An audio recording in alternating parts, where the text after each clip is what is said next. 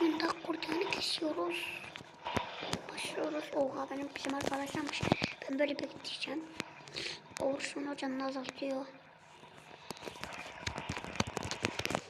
Ben de böyle bekleyeceğim. Kestik yani sayıları. Bekle olduğumuzda sonra böyle bir yola bakıyor. Hop tutma. Bu kimse tutturamaz.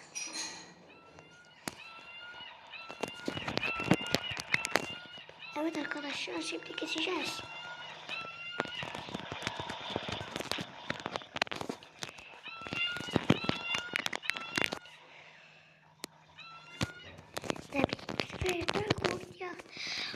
Kestik. Yok.